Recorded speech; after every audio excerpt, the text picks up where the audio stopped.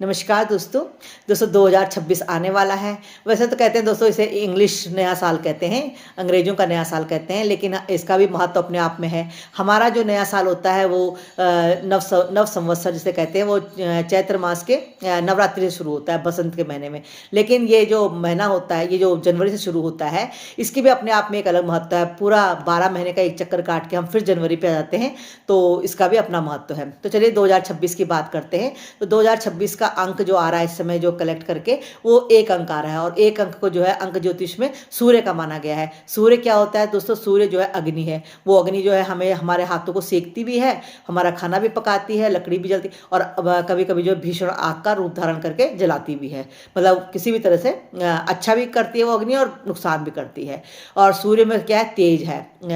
अग्नि के कारक तो मैंने आपको बता दिया, तेज है। आँखों के कारक सूर्य देव होते हैं और जो है जो सरकारी तंत्र होता है पूरा वो सूर्य के अंडर में आता है।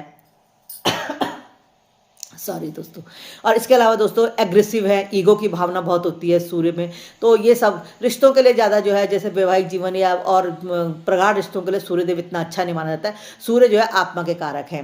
तो ये सब चीज़ें सूर्य के अंडर में आती हैं। तो सूर्य की हमारे जो है जो हमारा अंक के हिसाब से सूर्य आ रहा है तो हमारे लिए अगले साल पूरी राशि के लिए इस बात पर निर्भर करता है कि जो सूर्य के मित्र ग्रह होंगे उनके साथ जब सूर्यदेव की युति होगी तो हमारे लिए अच्छा समय रहेगा और जिन जो शत्रुओं के साथ अगर रहेगी तो हमारे लिए संघर्ष की भावना बढ़ जाएगी। लेकिन इन सब बातों को किनारे करके सबसे पहली बात तो आपको चाहे ग्रह गोचर में अंक से देखें, चाहे ज्योतिषी के जो ग्रह गोचर देखें, एक बात का ध्यान रखना है कि अगर हमारी दशा और महादशा अगर अच्छी चल रही है, हमारे अनुकूल चल रही है, तो हमें जो है बहुत कम संघर्ष करना पड़ेगा। और अगर हमारी दशा और महादशा जो है अच्छी नहीं है, शत्रु की है, तो हमारा संघर्ष बहुत ज़्यादा बढ़ जाएगा। बस यही एक जो है खास बात का ध्यान रखना है। पूरे साल के लिए यही है, जब जब हमारी दशाएं अच्छी आती हैं हमारा समय अच्छा चलता है और जब जब दशाएं जो है हमारी खराब आती है तो हमारा समय खराब होता है। हर किसी की हमेशा अच्छी भी नहीं चलती है, हमेशा बुरी भी नहीं चलती है। सूर्यदेव जो है बुध, मंगल, बृहस्पति के साथ जो है अच्छे संबंध रखते हैं, लेकिन शुक्र, शनि, राहु, केतु के साथ अच्छे संबंध नहीं रखते हैं।